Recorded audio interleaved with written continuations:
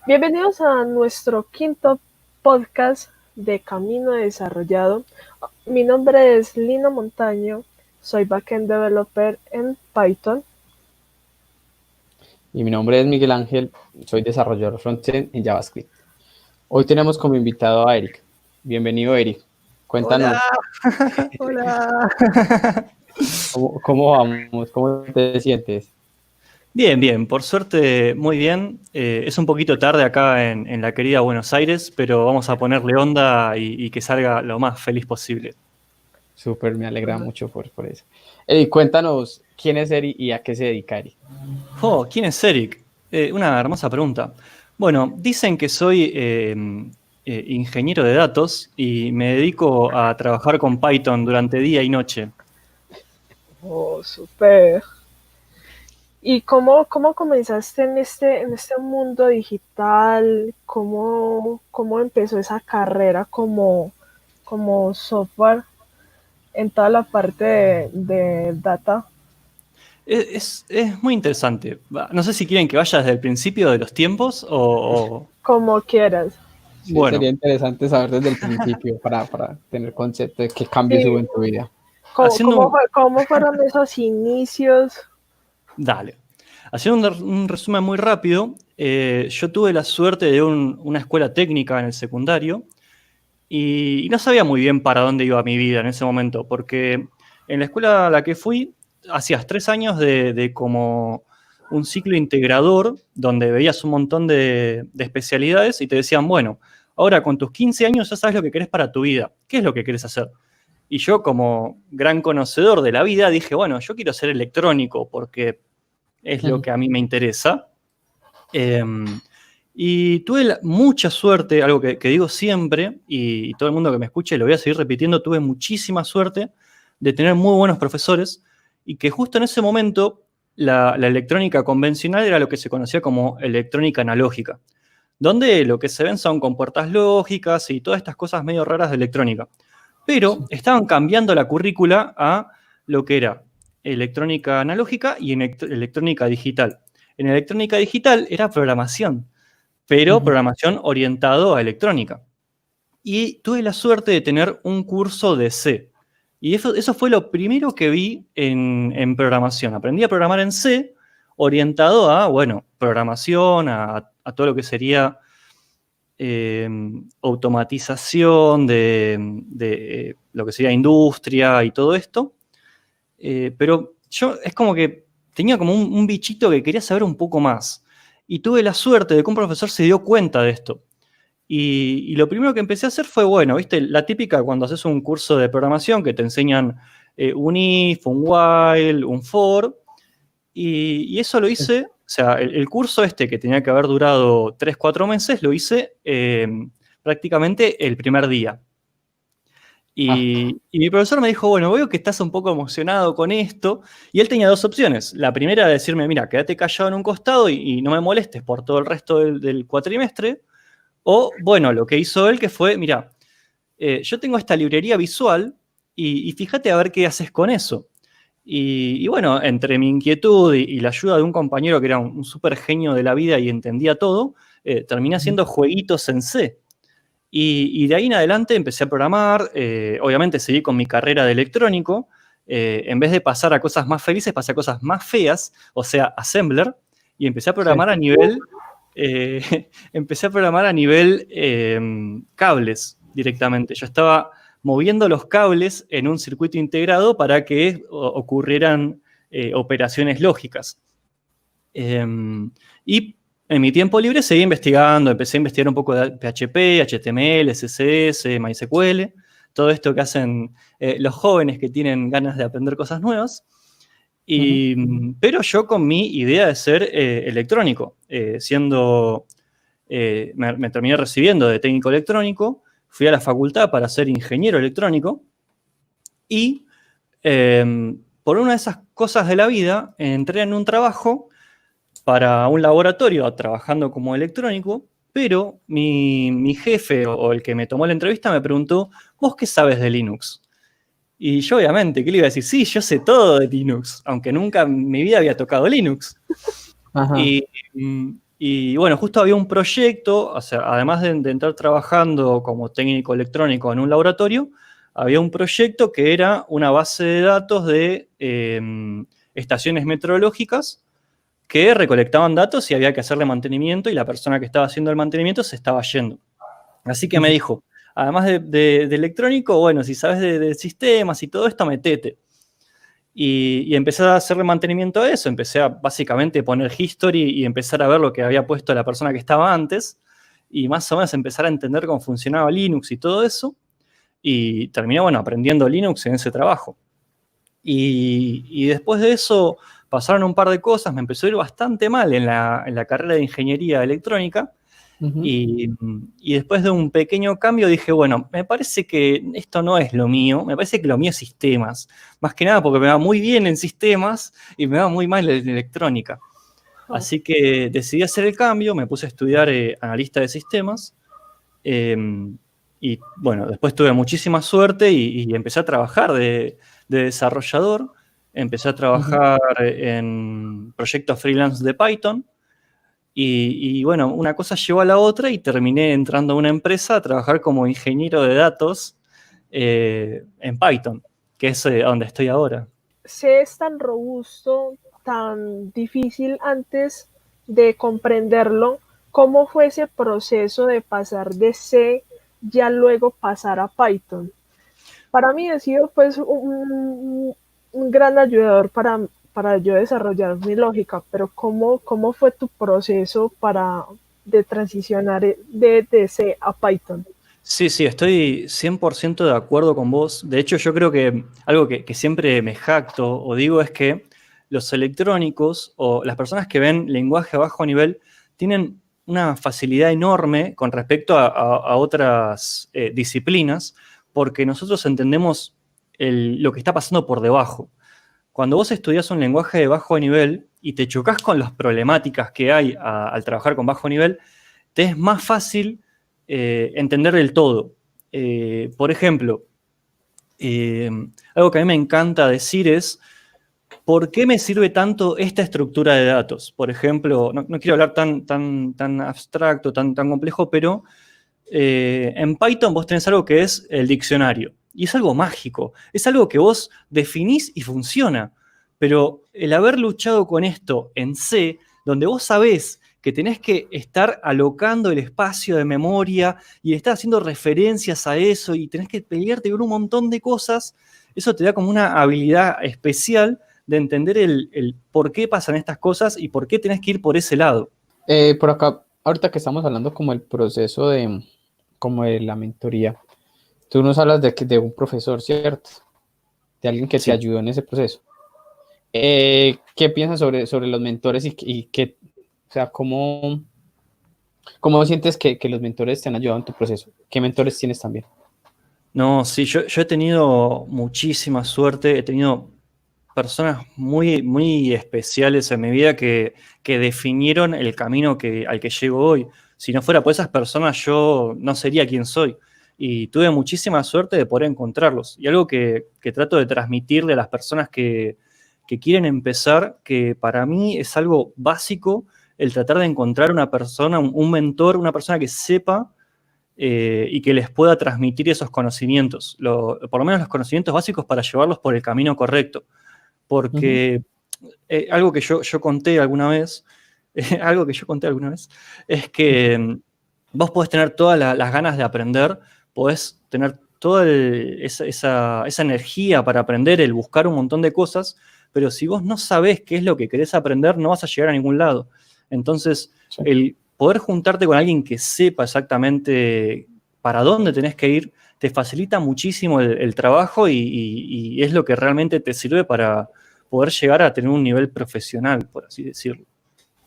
Claro, a eso veníamos de que una vez sí necesita como esa orientación y que otra persona le digo que en qué es bueno. Porque una veces cree que es bueno en algo, pero pues obviamente a veces no tiene como esa facilidad y más fácil lo brindan por otro camino. Respecto a eso, que en este momento yo sé que tienes como ya un proceso muy definido y ya tienes un grado muy alto, pero me imagino que debes tener alguien como que todavía te inspira a ser mucho mejor. ¿Quién de pronto sería esa persona o esa figura? Uf, Es difícil. Bueno, una persona que sí puedo nombrar es mi querido, no sé si puedo decirlo, yo lo considero un amigo, aunque lo vi Ajá, una sola vez en mi vida, pero es el Pelado Nerd, que tiene ajá, su canal Pelado Nerd. Él es una persona que me transmite muchas ganas de aprender. Y tiene un canal muy interesante y lo sigo bastante porque me dan ganas de meterme con las cosas que él habla. Él siendo SRE y yo siendo ingeniero de datos, ajá. en muchas cosas como que coincidimos y bueno, siempre lo tengo como referente para yo aprender. Eh, ya después, más en mi vida profesional, mis jefes para mí también son como referentes porque son expertos en sus temas. Yo tengo mi jefe que es experto, él es el verdadero ingeniero de datos, yo soy el que le roba todo, porque muchas veces le pido ayuda y le digo, che, esto cómo tendría que hacerlo.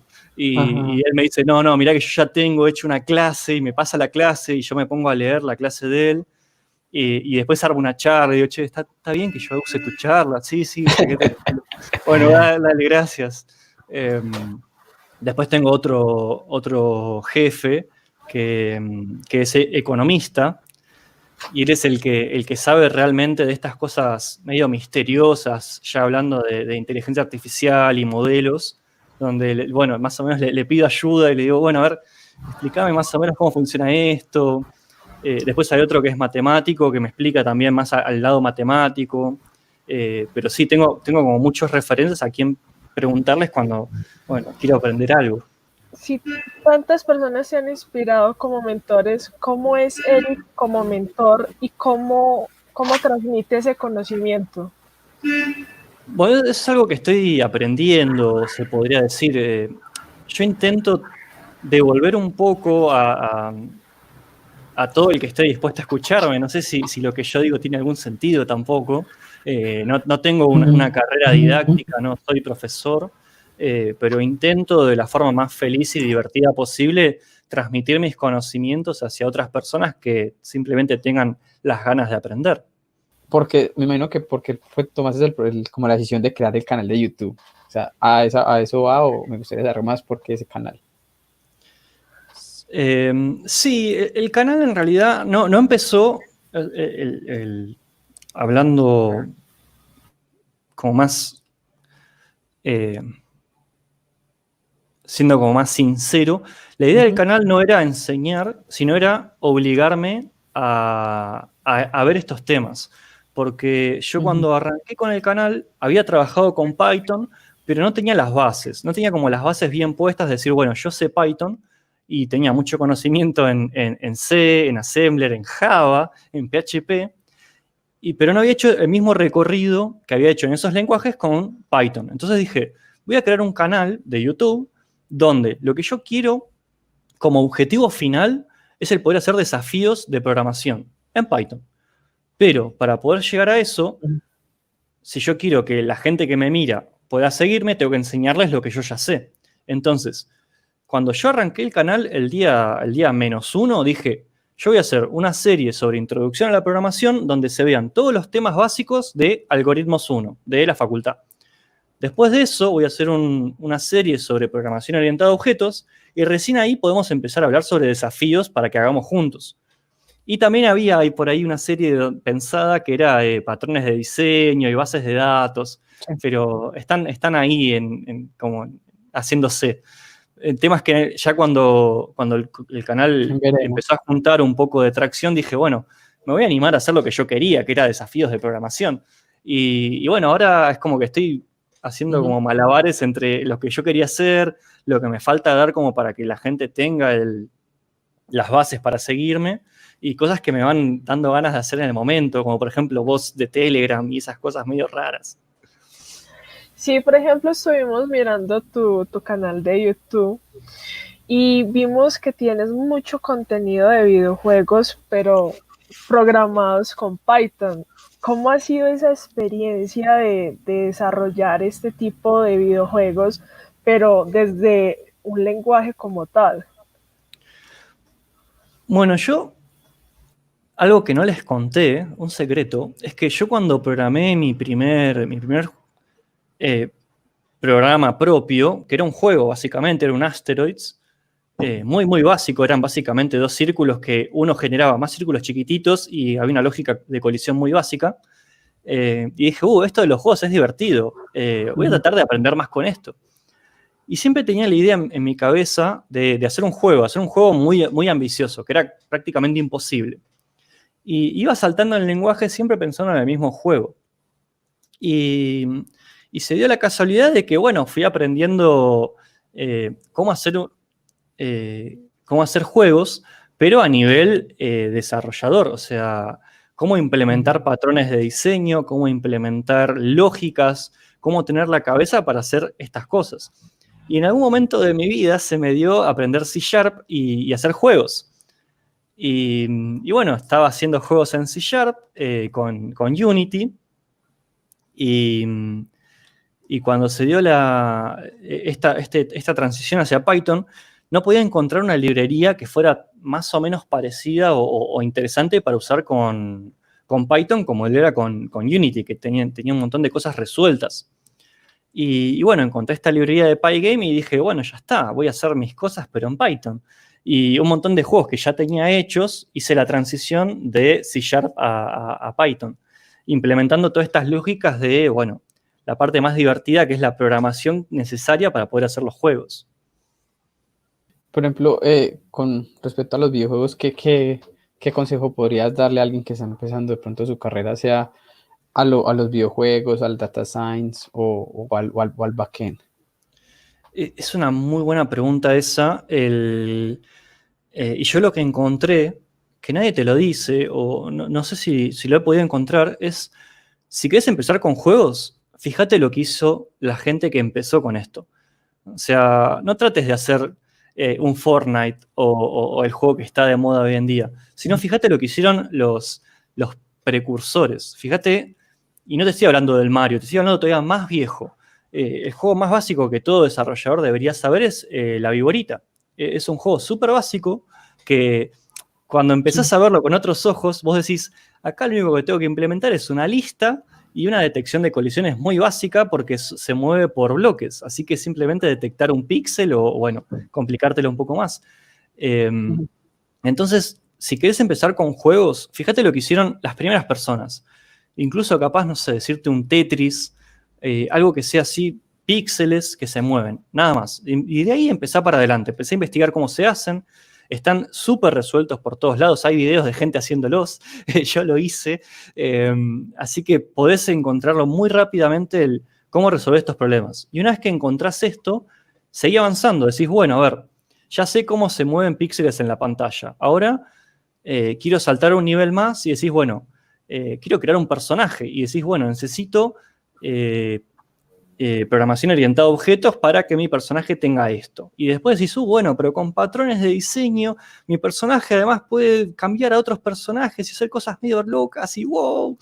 Pero siempre tenés que pensar en dónde empezar.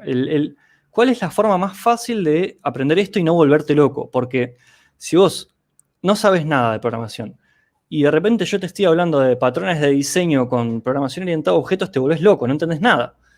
Entonces, siempre trata de encontrar tu punto de partida. ¿Qué consejos entonces, con todo lo que nos dices, le darías a una persona que está empezando, indiferente, ya sea en marketing, diseño, desarrollo?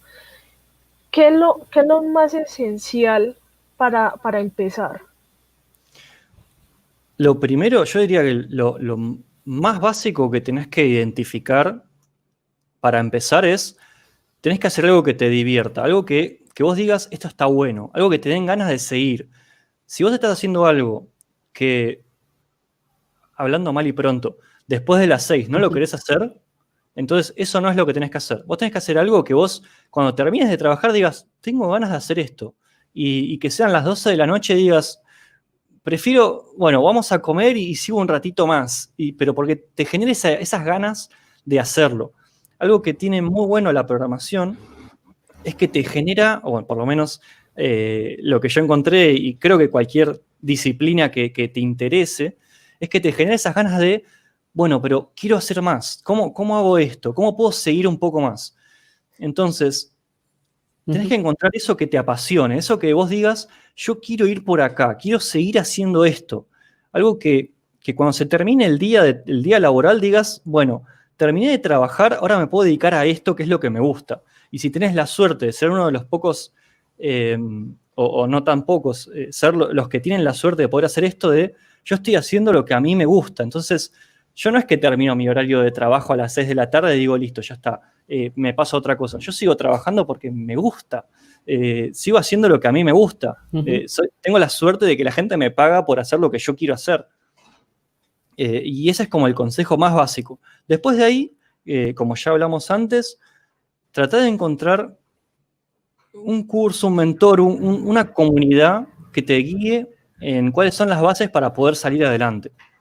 Pero lo básico es eso, que vos identifiques que estás haciendo lo que te gusta y que tengas, si tenés la posibilidad de hacerlo, que lo hagas.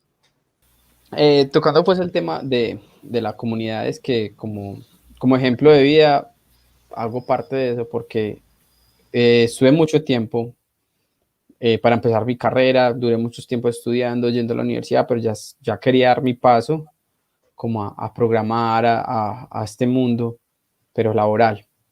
Y empecé a ir a las comunidades, conocí como la comunidad de NoCo, que fue la que como que me apoyó como en ese proceso, y conocí mucha gente que no solamente trabajaba en NoCo, sino que también trabajaba en otras disciplinas. Y de ahí me daban consejos y aprendí como que, hey, mira, pues te puedes ir por este camino, o lo que estás haciendo no está bien, corrige esto, y fue como un proceso, y ahí mismo resultó otra persona que me ayudó a conseguir mi trabajo. Entonces nosotros siempre como que tratamos de recalcar eso de buscar un mentor, de uno no sentirse como solo en este proceso, porque por eso también creamos este podcast, porque hay gente que nos puede motivar, que nos puede dar como esa chispa. Y eso es lo que tratamos de buscar acá, que nos encuentren sus historias, porque no todo es camino de rosas y no todo también es pecho. ¿Cómo fue ese proceso de freelance con Python? ¿Cómo fue? Bueno, yo estaba trabajando con principalmente PHP, había conseguido otro de estos proyectos dentro de la empresa donde necesitaban un sistema para hacer control de, bueno, yo trabajaba en un laboratorio, teníamos un sistema que nos controlaba la entrada y salida de muestras, lo que se medía y hacíamos un reporte. Ese sistema estaba hecho en Excel. Ajá. Y esa era nuestra base de datos. Uf. Pero no terminaba ahí. Éramos 7 laboratorios que accedíamos a esa base de datos. Oh my God. En Excel. Así que la persona que había desarrollado este sistema, muy correctamente, había hecho una planilla de Excel con un frontend en Visual Basic 6 para un laboratorio. O sea, tenía sentido, eran 3 personas ingresando datos desde un frontend hacia una planilla Excel. Bien. El problema es que el jefe de esta persona le dijo, bueno, ahora todos los laboratorios del sector tienen que usar tu planilla Excel. Y esta persona, lamentablemente, se fue de la empresa. Y bueno, el resto de las personas tuvieron que usar su planilla Excel. Así que rápidamente el uso de la planilla Excel se transformó en mails donde decían, uso la base, y nadie más podía entrar. Libero la base, y todo el mundo entraba. Y bueno, de vuelta se repetía el ciclo de uso la base, libero la base. Ajá. Y mi jefe me dice, ¿vos qué sabés de esto de sistemas y programación? ¿Sabés de Linux? ¿Podés hacer algo con esto? Y yo recordando, esto habrá sido cuando yo tenía 23, 24 años, y yo recordando cuando tenía 16, 17 años habiendo aprendido PHP, dije, sí, claro, esto levantamos un MySQL, PHP y listos, lo arreglamos. Usamos la lógica de cliente-servidor y listo, ya está. Así que durante los siguientes 2 años estuve desarrollando este sistema. Fue un año de desarrollo, un año de testing más o menos. Y luego de esto, ya medio cansado de estar haciendo esto porque fue un año de testing más o menos, donde yo no hacía más desarrollo, solamente escuchaba los problemas de los demás y me decían, hay que corregir esto, lo corregía y nada más. Y ya estaba como medio cansado y decía, bueno, yo quiero otra cosa, quiero desarrollar, siento que no estoy haciendo nada acá, soy el único que sabe lo que hice, no tengo a nadie que me lidere, soy como el experto en desarrollo y claramente soy un junior o menos todavía. Así que tuve la suerte de que un día un amigo vino y me dijo, voy a hacer mi propia empresa, pero el problema es que tengo un montón de laburo freelance que no puedo hacer, un montón de trabajo freelance que no puedo hacer. ¿Querés hacerlo vos? Y le dije, no, yo no tengo idea de Python. Y no me voy a olvidar nunca, porque me dijo, no importa, se aprende rápido, hacelo. Ponele que esto tal vez era un sábado, el lunes me había creado una cuenta y me dijo, acá tenés todo el laburo, todo el trabajo lo tenés acá, hacelo. Y bueno, así fue como empecé a programar en Python, medio por obligación. Eran trabajos muy fáciles, no eran... de vuelta, era una persona que no era tonta, me estaba dando cosas exageradamente fáciles. El primer trabajo era validar datos, era validar un CSV, era un archivo Excel con un par de columnas y yo tenía que hacer un programita que valide los tipos de datos, una cosa así, muy fácil. Pero bueno, así empecé, medio obligado. Oh, pero súper. Y más o menos con todo esto que nos has contado de tu trabajo, ¿cuál ha sido esa decisión difícil que te ha tocado en el trabajo? Que te digas como que, uy, difícil o para hacer o algo así por el estilo. En el sentido de... no sé si termino de entender la pregunta. O sea, difícil de algo que me haya costado mucho. Sí, que te haya como una decisión difícil al tomar en tu trabajo, ya sea en la parte de programación, sea algo muy personal que nos quieras contar. Yo creo que... no sé si termino de entender la pregunta, pero... A ver, algo difícil. O sea, que de pronto, que recuerdes que eso te ayude de pronto, que te marcó, digámoslo así, como que te ayudó. O sea, de pronto tu jefe te regañó porque hiciste algo mal y eso te ayudó como a cambiar tu mentalidad y decir, uy, no, si esto lo estoy haciendo mal. Y hay cosas que son muy sencillas, pero no le quedan grabadas y cuando uno ya va a hacer algo malo, ya hay, verdad que me dijeron, más o menos como yéndonos como por ese lado. Bueno, sí, obvio, hay miles, pero una que no me voy a olvidar nunca, estaba en uno de mis primeros proyectos de ingeniero de datos y había muchos problemas en los datos. No tenía sentido, pero nunca nos cerraban los números. Vos hacías una validación de entrada, una validación de salida, y de repente vos tenías si vos haces cuánto tengo acá y cuánto tengo acá, eso se llama la desviación, ¿no? La desviación tenía que ser 0, o sea, yo tengo 10 datos en la entrada, tengo 10 datos en la salida. Y yo hacía eso, me daba desviación 0. Al día siguiente me daba desviación 1. Y al día siguiente me daba un 10% de desviación. Y yo decía, pero, ¿qué está pasando acá? Me están borrando los datos. Me borran los datos en mi servidor porque, ¿qué es lo que está pasando acá? No tiene sentido. Y yo hablo con el cliente y le digo, mirá, hay algo raro acá, los datos me desaparecen. No sé por qué de repente tengo 10% menos de datos de lo que había originalmente. Y bueno, después de mucho investigar, de mucho sufrimiento, muchas horas extra, encontré de que los datos de origen cambiaban. Algo que vos decís, esto no puede cambiar, de repente cambiaba. Magia. Básicamente era un proceso donde la gente que tenía sus bases de datos le seguía agregando datos. Mucho tiempo después del análisis, o sea, ellos hacían análisis de sus datos y presentaban un modelo. Yo de esos datos, que ya habían hecho modelos y presentaciones, agarraba y hacía mis datos. Y los cambiaban, me cambiaban los datos de origen. Entonces era imposible, nunca llegabas a estar en una desviación de 0 porque ellos te cambiaban sus mismos datos. Y yo voy al cliente y le digo, pero vos ya presentaste modelos con esto, esta información que es vieja, y hay información nueva. ¿Cómo hacemos con esto?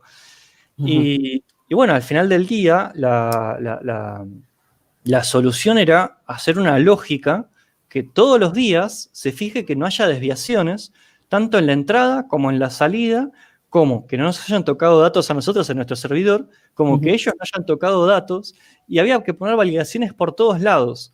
Y solamente acá estamos haciendo validaciones del tamaño de los datos. No teníamos validaciones de consistencia de los datos, porque así como te cambiaban la cantidad de datos que había, te podían cambiar el valor de esos datos. Y bueno, eso fue como mi primer choque fuerte con la ingeniería de datos, donde vos podés estar... El peor caso posible es que nada sea verdad y tengas que validar todo el tiempo, con diferentes fuentes de validación. ¿Cuánto es ese proceso para dar como respuesta a eso? O sea, ¿cuánto tiempo te demoras para decir, pucha, eso es algo del que está haciendo mal el cliente? El problema el proyecto habrá durado unos 4 meses, pero hubo un mes donde yo creo que le dedicaba 18 horas por día a entender qué pasaba, porque no me podía ir de la oficina diciendo, no, mira, está todo bien, pero al otro día está todo mal. Sí. Y me quedaba horas extra mirando y revisando los datos y decía, pero si esto me está dando bien, ¿qué está pasando? Me están borrando datos. Y bueno, fueron 1 o 2 semanas de muchas horas extra, mucho sudor, hasta que me di cuenta de que simplemente los datos de entrada cambian y el cliente no le importaba. Tocando ese tema de ese proceso, ¿qué hiciste o qué haces cuando tienes un problema como de esos tipos de magnitud como para resolverlo? O sea, ¿qué haces para como bajar el estrés, como para pensar más calmadamente? ¿Qué haces? Hay varias formas de poder resolver esto. Lo primero y principal es poner validaciones en cada proceso.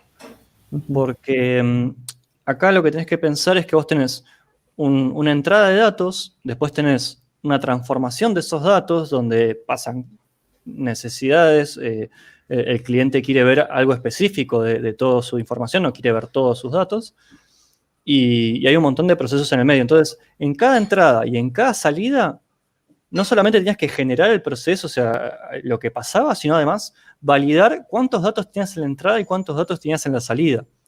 Lo cual, hablando en lenguaje de base de datos, era un select count. Tenías que contar los datos de la entrada, contar los datos de la salida, hacer el proceso y volver a contar los datos de la entrada y la salida. Y esto es solamente para un tema de volúmenes. No era un tema de calidad de los datos. Porque era muy difícil saber si lo que vos tenías antes era lo mismo que lo que tenías hoy en día en tu base de datos de origen. Así que, bueno, eso es todo otro tema más complejo. ¿Y cómo hacías para bajar ese estrés? O sea, me imagino que estabas súper cansado, estabas estresado. ¿Cómo hacías? O sea, ¿cuál es tu método? A nivel profesional era meter test por todos lados. Y a nivel personal era tomar mucha cerveza y bueno, decir esto va a pasar algún día. Bueno, ya tenemos algo diferente. Para relajarnos, cerveza, ok, lo va a tener en cuenta. Sí. Aunque yo varias veces sí estuve como programando así, tomándome las cervezas, pero sentía como que me sentía tan relajado que no sabía si estaba programando bien y dije, no. Esos son los famosos commits a las 3 de la mañana donde ya no se entiende lo que estás escribiendo, pero mágicamente funcionan en el momento y eventualmente otra persona lo va a tener que agarrar y solucionarlo porque no escala eso. Es verdad, sí, varias veces hice eso y como que no. Dije, no, mejor no vuelvo a tomar cuando estoy programando. Hombre, ¿cómo te has enfrentado a tantos problemas como tal? ¿No te ha vencido ese síndrome del impostor? Todo el tiempo. O has logrado superar ese gran temor de todos los desarrolladores? No, yo lo sufro muy fuerte. Yo Ujú. estoy en las dos puntas todo el tiempo. Me creo el mejor desarrollador del mundo e inmediatamente después soy el peor. No me considero un buen desarrollador al día de hoy. Creo que puedo resolver. Recién, ahora, después de pequeños sucesos de mi vida, Ujú. reconozco que puedo resolver problemas. Creo que cualquier problema que me pongas, voy a tener la habilidad de poder, creo que resolverlo. Creo. No sé si bien o mal, pero voy a poder llegar a una resolución. Pero no me apures mucho porque ya no te digo que no puedo. De hecho, fue un problema muy grande cuando creé el canal. Cuando yo creé el canal dije, la primera persona que me diga algo negativo, yo cierro el canal. Cierro el canal, le digo, es verdad, no tengo idea de lo que estoy haciendo, soy una mentira.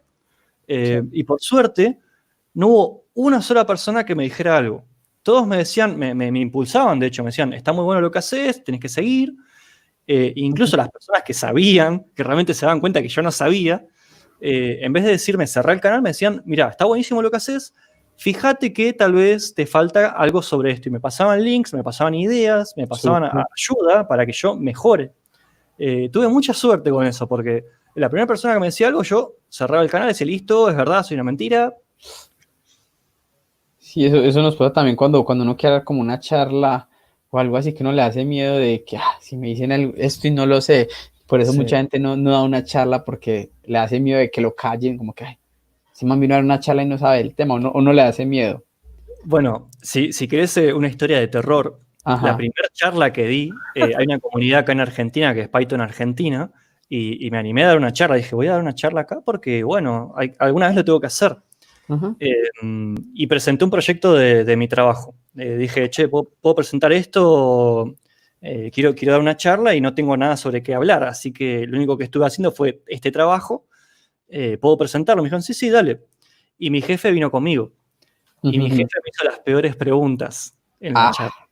Estaba ahí para hacer las preguntas más difíciles y más difíciles de responder. Y yo lo miraba con cara de, gracias, se suponía que me tienes que ayudar, ¿no? A hacerlo. Pero me dijo, cuando... y terminó la charla, todo salió bien, estaban dentro de todo, estaba la gente feliz. Y me dice, bueno, pero si podés superar que yo te haga estas preguntas, no vas a tener problema con otra persona que te pregunte cualquier cosa. Bueno, sí, supongo que es verdad. Sí, pero igual de ser súper fuerte, y eso, esa sensación de uno salir y es complicado, pero es chévere, es interesante. Es una experiencia muy bacana uno dar una charla. Sí, después de eso, ya está, hágame cualquier pregunta que... La tenía mi jefe preguntándome por problemas de un proyecto que él había supervisado, entonces... Ya está, pregúntenme lo que quieran.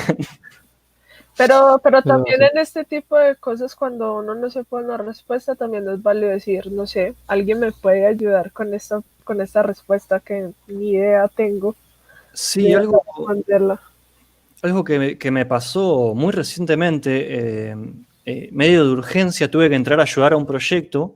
El proyecto, por así decirlo, me piden que entre a ayudar el miércoles, el viernes se entregaba. Así. Tenía 3 días para hacer que el proyecto se cerrara. Y me pasa que entro y me explican el problema. El problema es hay datos de entrada, hay que tener datos de salida. Perfecto, listo. Entonces lo primero que digo es, no pregunto nada, no sé qué está pasando acá, pero yo tengo que hacer este trabajo.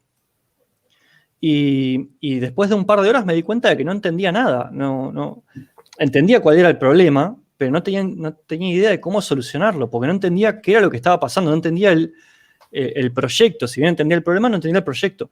Entonces, a las 6 de la tarde le dije a mi jefe, mira, necesito ayuda porque yo no entiendo qué es lo que está pasando. Y bueno, me retó bastante y me explicó todo el proyecto. Y hablando así muy rápido para que se asusten, era un proyecto de inteligencia artificial con AWS usando SageMaker, que lo que estaban haciendo eran modelos donde se estaban procesando datos y el problema que tenían era muy simple, era que los datos que salían del modelo, había que guardarlos en un storage, en S3. Y lo único que tenía que hacer era agarrar esos datos y subirlos. El problema es que no era tan simple. Yo tenía que, además, entender lo que estaba pasando para poder automatizar todo. Y yo no entendía qué eran los datos de salida, no entendía qué eran los modelos, no entendía nada. Así que me junté de valor y le dije a mi jefe, mira, no entiendo nada de lo que estamos haciendo. Si capaz que si me explicás yo puedo resolver el problema.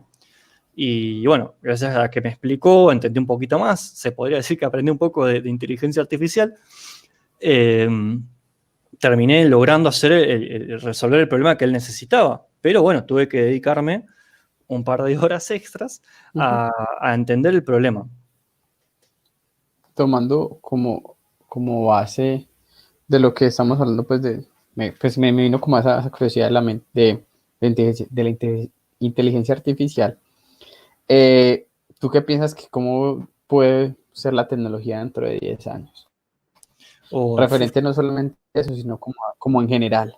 ¿Qué piensas tú que puede pasar? ¿Qué va a ser de la tecnología? Yo creo que no. Bueno, hablando así como un gurú, yo creo que no podemos tener idea de lo que va a pasar, porque si vos haces el ejercicio contrario, fíjate hace 10 años, hace 20 años, yo cuando estaba en el secundario no tenía celular, no sabía lo que... Sí, teníamos celulares, pero era para hablar con mi madre, decirle, hola, llegué al colegio, hola, me fui del colegio. No había pantallas táctiles, era ciencia ficción eso. La idea de poder hablar por... Bueno, el concepto de WhatsApp no existía, el concepto de la mensajería, el concepto de redes sociales no existía. Entonces, me gusta más hacer el ejercicio inverso. En vez de mirar al futuro, fíjate al pasado hace 5 años. Entonces, ¿cómo va a cambiar el mundo de acá a 5 años? Es algo increíble. El boom de la realidad aumentada, eso a mí me vuela la cabeza, la idea de que hoy en día hay algoritmos que pueden reconocer una habitación. Yo cuando estaba en el secundario quería hacer robots que pudieran mapear habitaciones, porque no existía una forma, algo tan loco de decir, saco una foto y ya reconoce superficies, reconoce volumen, reconoce todo. Entonces, la verdad que no tengo idea, me apasiona mucho el cómo va a avanzar la tecnología. Es algo que espero con muchas ansias de ver qué es lo que se viene y qué es lo que vamos a poder hacer con eso que se viene. Sí, esa pregunta me fue susto, pero sí, qué pena. Sí, pero siempre nos hacemos esa pregunta, ¿qué pasará el día ya de mañana? Porque siempre va a cambiar la tecnología y siempre el mundo está en una constante evolución. Por ejemplo, como decías, que antes no teníamos ni internet ni nada.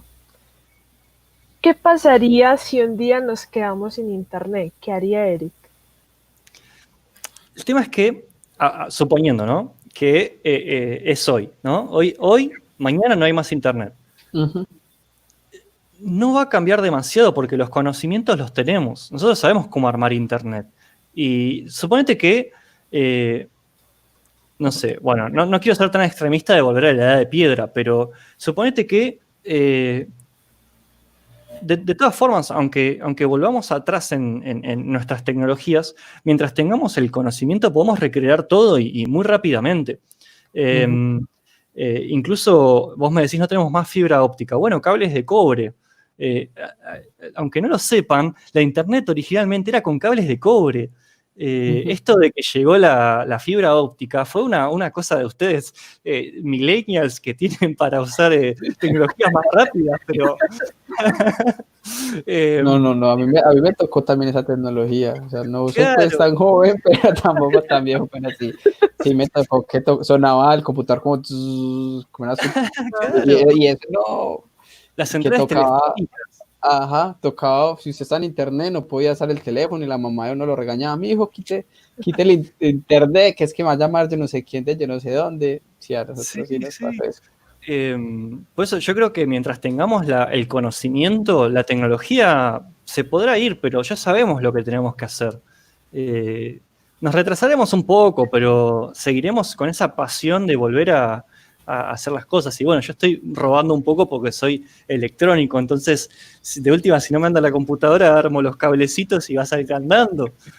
Pero no es muy difícil para alguien que programa el hacer la transición a electrónica, porque las mismas lógicas existen. O sea, esto de la electrónica analógica, básicamente es un if con electrónica. Es estas compuertas lógicas, esto and, or, not, todo eso existe en electrónica, es lo mismo. Solo que es entender, bueno, cómo se ponen los cablecitos, pero más o menos no te lleva mucho tiempo aprenderlo. Entiendo. Por ejemplo, tomando como partición de eso, por ejemplo, ¿qué harías tú si no hubieras estudiado ni la programación ni la mecánica? ¿Qué otra cosa, qué harías?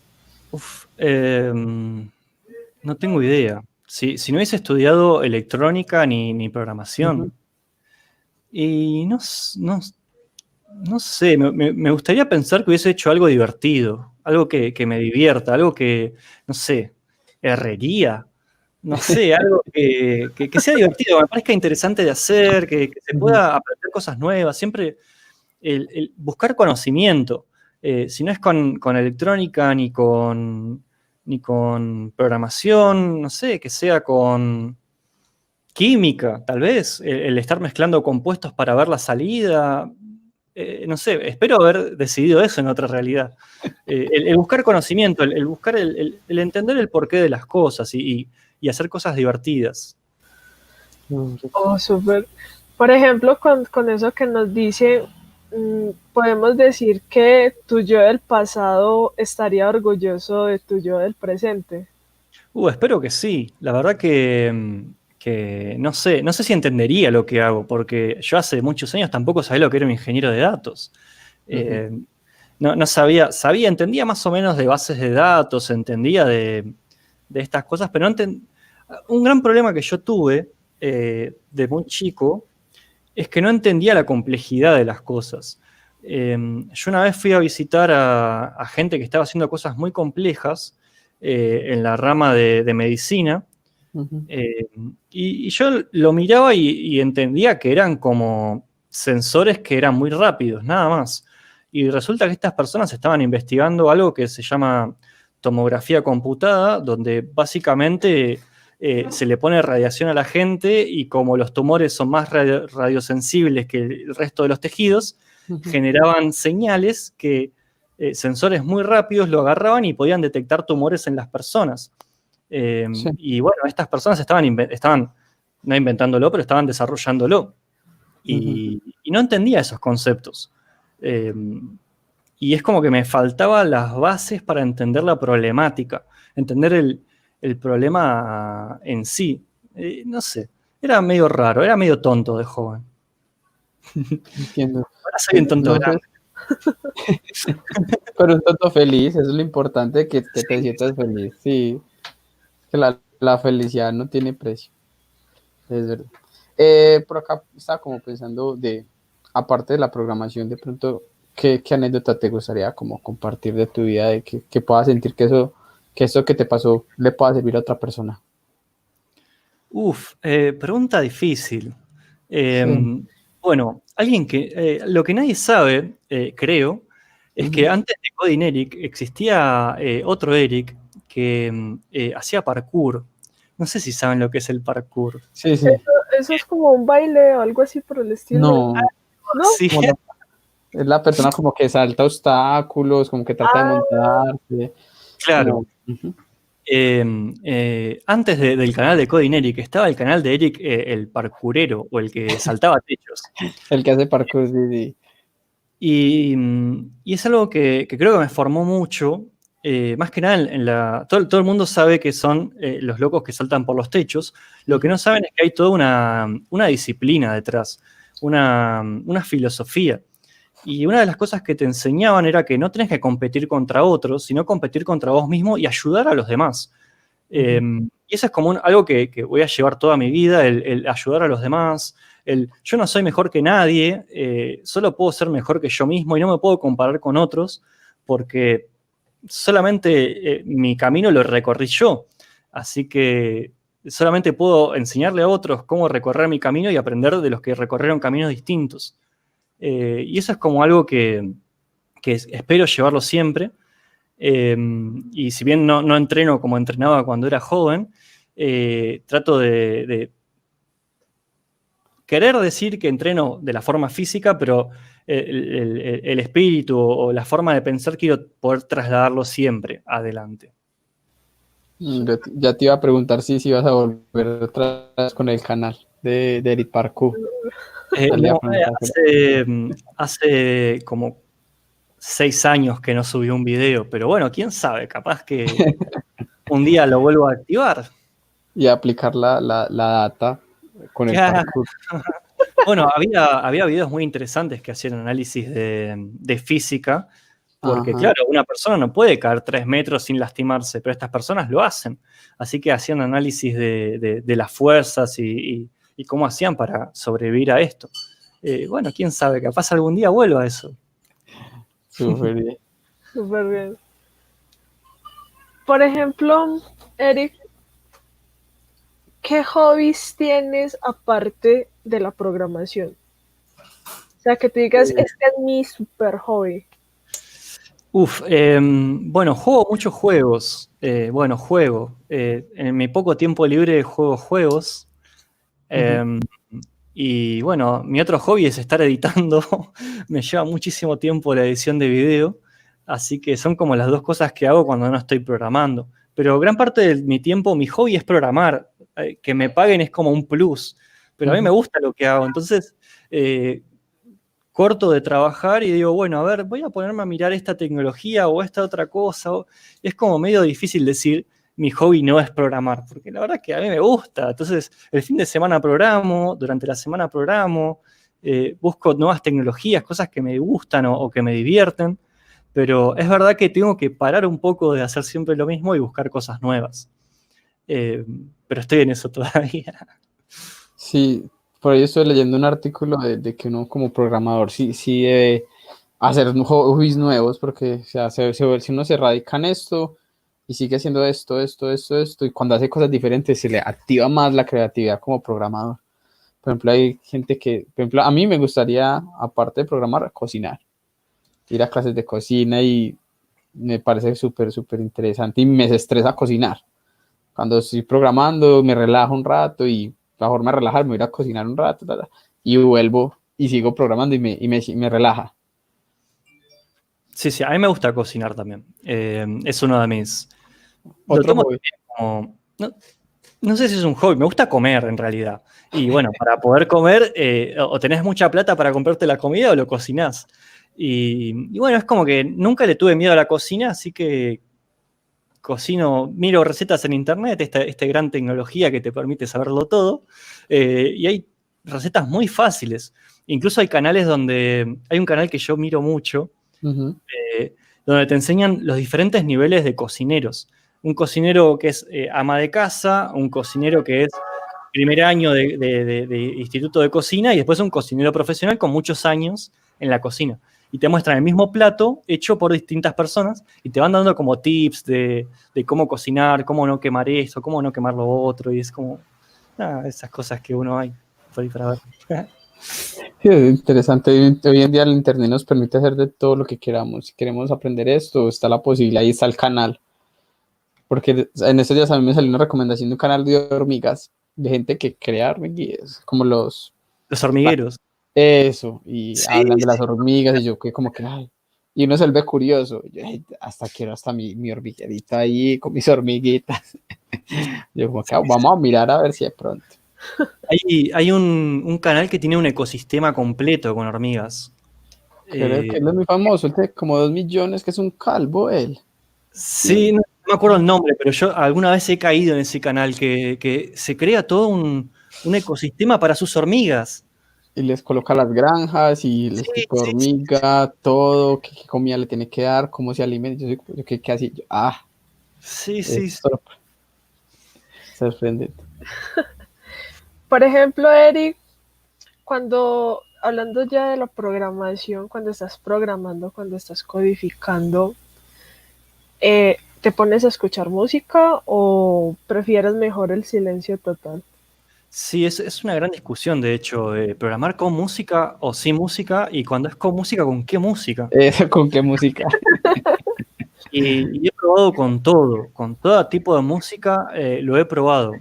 Y depende mucho qué tan cansado estás, o hablando en criollo, qué tan quemado estás, el tipo de música que escuchás, porque capaz que cuando estás en una sesión muy larga de trabajo, te pones música clásica, tal vez. Algo que sea relajante, o te pones esto de lo-fi, music for studying, que es la chica escuchando música, te escuchás eso.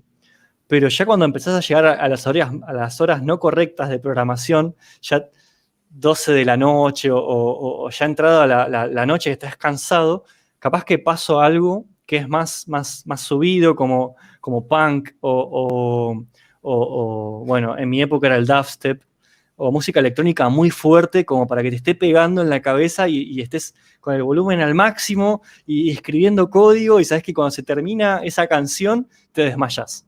Y es cuestión de, de eso, del momento del día, el tipo de música, y puede ir variando completamente. A veces escucho jazz, a veces escucho punk o música electrónica, o incluso alguna vez he escuchado música, no sé si se conoce mucho, pero música nacional argentina, que son como boleros o zambas o salsa, porque ya no sabes qué escuchar y son muchas horas y algo nuevo te sirve y vas saltando. O un tanguito de Gardel. Sí, cualquier cosa. He pasado por todos los estilos musicales en distintos estados del desarrollo.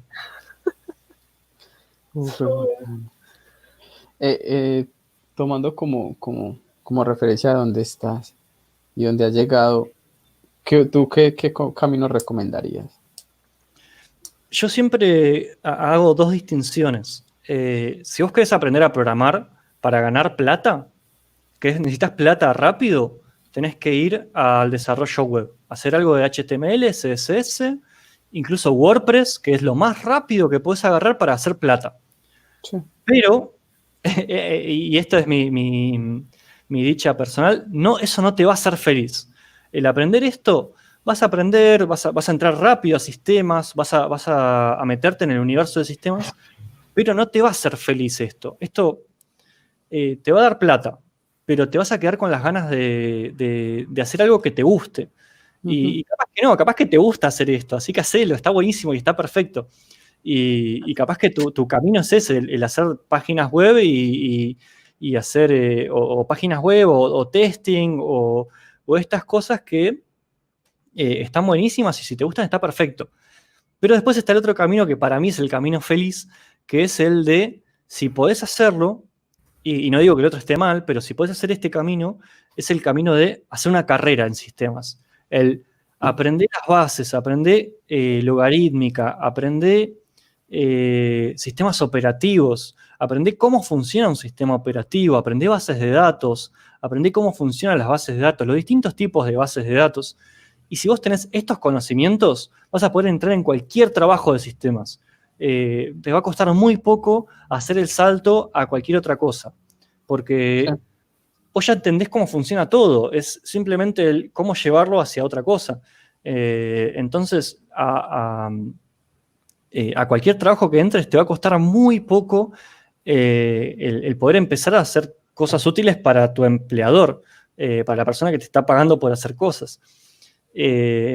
Pero bueno, es un camino que lleva más tiempo, te puede llevar de 2 a 3 años el poder decir, sé las bases para empezar a trabajar. Y si vos lo que querés es trabajar, no es el mejor camino. Pero vas a tener unas bases increíbles para poder hacer lo que vos quieras. Y además te va a parecer, te vas a dar cuenta eventualmente de que es entretenido y te vas a divertir con estas cosas desde otro nivel, desde el nivel de yo entiendo lo que está pasando. Sí, por ejemplo, quería dar como una opinión sobre eso, ya que eso tuve pues ese pensamiento con mi jefe de que uno como programador, o sea, no es solamente usted saber determinado lenguaje, sino tú como programador eres una persona que resuelve, o sea, que tiene una problemática y resuelve. A veces sí hay un problema que no sabemos pues qué lenguaje, qué framework que debemos utilizar, pero realmente lo que es un programador o un ingeniero es resolver un problema, independientemente cómo lo resuelva, porque todas las cabezas son diferentes, no hay un código mal hecho, no hay un código pues bien hecho, sino que pensamos diferente, no podemos hacer como el mismo código.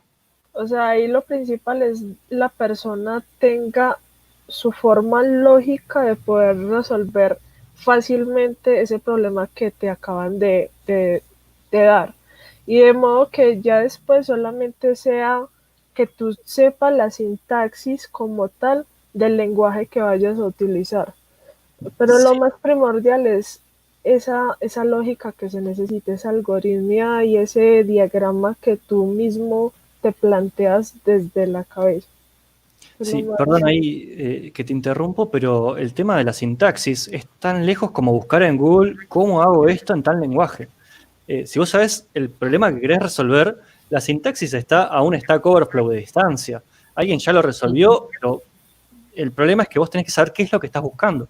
Una vez que sabes lo que estás buscando, ya está resuelto el problema. Simplemente es agarrarlo, copiarlo y hacerlo andar. Exacto. Por ejemplo, Eric, con todo esto, con todo este camino y cómo en la educación, ¿qué piensas de la educación tradicional o de los cursos en línea? Esto es algo que a mí me cuesta entender un poco porque en Argentina la educación es gratuita. Vos podés, sin pagar nada, ir al secundario, a la primaria, secundaria y universidad. Sí. Entonces, yo siempre digo, anda a la facultad, si es gratis. Eh, pero bueno, pensando un poco más en el resto del mundo, si podés hacerlo, te recomiendo que vayas a una facultad porque ahí muy probablemente tengas un plan preparado para que vos te desarrolles como profesional, que es lo que ellos buscan. Pero, como vimos en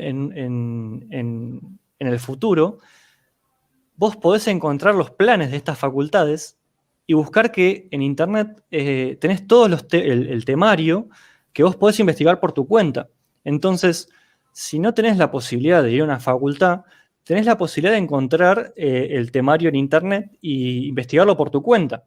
Y agarrando de vuelta a lo que voy a hacer mucho hincapié en esto, pero ya tenés la información que tenés que estudiar, tenés el lugar donde encontrarlo, lo único que te falta es una persona que te ayude con los problemas que te surjan. Pero si tenés esas tres cosas, vos vas a poder desarrollar el mismo camino de una facultad por tu cuenta. Obviamente que si podés es mejor ir a la facultad o sí, a la facultad o al instituto o incluso los cursos online que te van a dar una guía. Y lo interesante de los cursos online es que ya tenemos reseñas de esos cursos. Entonces, sabes si te conviene hacerlo o no.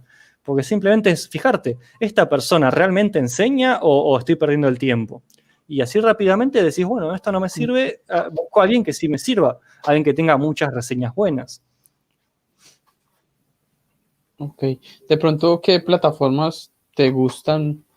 ¿Te gustan a ti y te gustaría recomendarlas también? Ay, no conozco ninguna, o sea, conozco de nombre, pero no sé si son buenas o no. Entonces yo no, en un principio no puedo recomendar ninguna porque no conozco. Eh, he usado Udemy o estas plataformas, pero no sé si son. No conozco como para dar una opinión. De lo mismo, tenés muchos youtubers. Yo tengo mucho cariño por los youtubers mexicanos que me dieron mucha ayuda en su momento y para mí esos son como muy buenos enseñando. Entonces, lo mismo que tenés en un curso en Udemy o estas plataformas, capaz que puedes encontrar lo mismo en los youtubers. Entonces, no sé, hacer tu propio camino y buscar qué es lo que te sirve más para vos, porque también algo que es verdad es que no a todo el mundo mirar videos en YouTube les sirve y les sirve más tener un profesor que le esté enseñando. Y está perfecto eso. Pero de vuelta, no sé cuál es la plataforma que te pueda brindar ese servicio que no te puede brindar, bueno, la comunidad de youtubers mexicanos que los quiero mucho. Sí, igual es tu plataforma porque me imagino que tú estás metido en ese medio. Entonces, claro, tú haces parte de ser YouTube y lo que haces es compartir lo que otras personas también hacen. Es muy válido. Excelente. Por ejemplo, Eri, con todo lo que ya hemos hablado, con todas las experiencias, ¿qué libros has leído y cuáles recomendarías? ¿O cuáles quieres leerte y no has podido? Por todo este camino que has llevado, digas, me quiero leer este libro, pero... A ver, si se me permite ser viejo, yo tengo acá mi copia, obviamente, del Carnegie and Ritchie, aprender el lenguaje en C. A ver, es un lenguaje viejo, no sé si sirve tanto, pero a mí me parece un libro hermoso. Tenés que buscarte algún libro sobre algún lenguaje que te sirva.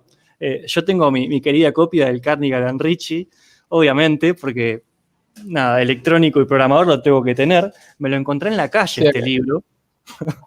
Así que tiene mucho valor para mí. Pero yo lo que recomiendo es eso. Que tienes mucho agradecimiento con ese libro. Sí, es que yo, bueno, además esa anécdota de que me lo encontré en la calle, estaba caminando por la calle, encontré basura tirada y dije, che, estos son libros. Y empecé a revolver entre la basura y tenía 2 copias del Carnegie and Ritchie, tenía un par de libros bueno, tengo todos los libros acá, de Linux, o sea, me encontré todos estos libros en la calle. También. Y bueno, así más o menos fue como fui aprendiendo. Así que, pero de vuelta, no sé si hoy en día un libro, no sé si es tan fácil para los millennials y esta gente, si les conviene también, porque un libro es muy pesado, no necesariamente tenés que leer un libro como si fuera una historia. Yo creo que es más útil el tener teoría y práctica a la vez. Entonces, capaz que te sirve más el agarrar un curso, agarrar alguna de estas plataformas donde tengas un curso y estos libros tenerlos como reseña, como ayuda para poder investigar más. Pero creo que cada vez más los libros se están quedando en el pasado. Tecnología, claro, antigua, donde tenés un problema, lo vas a buscar y lo solucionás. No es tan necesario. Esto es de nuestra época, donde no había internet y tenías que buscar un libro donde tenía todo. Hoy en día, a ver, yo sí, los libros son útiles, estaría bueno que lean, chicos, no sean como yo, lean mucho. Pero los libros hay que verlos de otra forma, no son una referencia más, es documentación oficial al fin y al cabo. La misma documentación que podés encontrar en internet, si no te gusta leerlo desde la computadora, tenés el libro para ayudarte. Claro, sino que es que me imagino que anteriormente la gente buscaba y tocaba buscar algo en un libro y tocaba leerse todo el libro para sacar de pronto 2 o 3 párrafos, que era lo que necesita. Entonces ya uno que utiliza como puro Google y específicamente lo que necesita. La gente se acostumbra mucho a ese mecanismo también. Hay una película, que no sé el nombre en español, pero es Hidden Figures, es una película sobre las mujeres de la NASA, de color, que eran, bueno, antiguamente, ustedes chicos que no saben, no había calculadoras y las personas hacían los cálculos.